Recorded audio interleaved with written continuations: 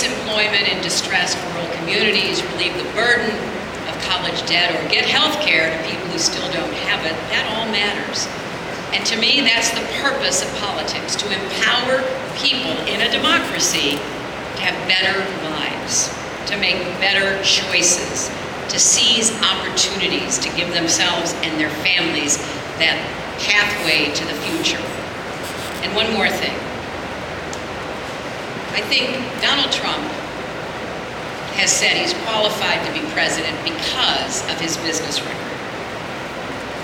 A few days ago he said, and I quote, "I'm going to do for the country what I did for my business."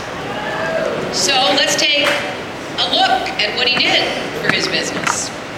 He's written a lot of books about business. They all seem to end in chapter 11.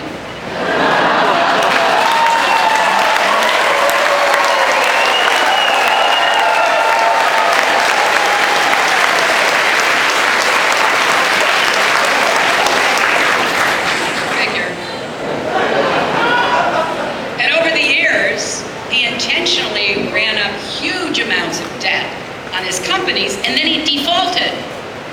He bankrupted his companies not once, not twice, but 4 times. Hundreds of people lost their jobs. Shareholders were wiped out. Contractors, many of them small businesses, took heavy losses. Many went bust. But Donald Trump, he came out fine. Here's what he said about one of those bankruptcies. "I figured it was the bank's problem, not mine. What the hell did I care?" He also says, "I play with bankruptcy. Everything seems to be a game with him." Well, it isn't for a lot of us, is it? Just look at what he did in Atlantic City. He put his name on buildings, his favorite thing to do. He convinced other people that his properties were a great investment, so they would go in with him. But he arranged it so he got paid no matter how his companies performed. So when his casino and hotel went bankrupt because of how badly he mismanaged them, he still walked away with millions, while everybody else paid the price.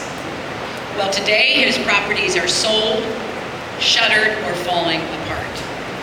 And so are a lot of people's lives. Here's what he says about that. "Atlantic City was a very good cash cow for me for a long time."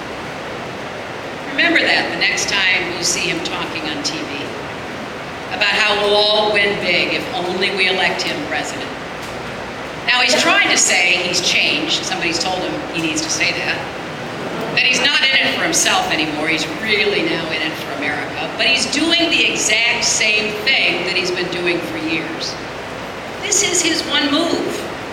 He makes over-the-top promises that if people stick with him, trust him, listen to him, put their faith in him, he'll deliver for them.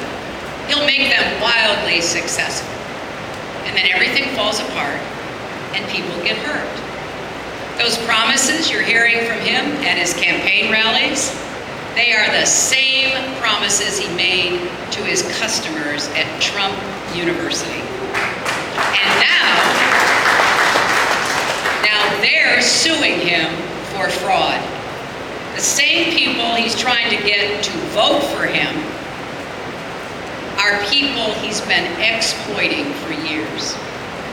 Because it's not just other investors, other rich people that he took advantage of. It was working people. He's been involved in more than 3,500 lawsuits in the last 30 years. And a large number were filed by ordinary Americans and small businesses that did work for Trump and never got paid.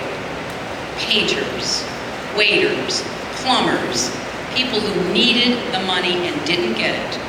Not because he couldn't pay them, but because he could stiff them. Sometimes he offered them 30 cents on the dollar for projects they had already completed. Hundreds of liens have been filed against him by contractors going back decades. And they all tell a similar story. I worked for him. I did my job.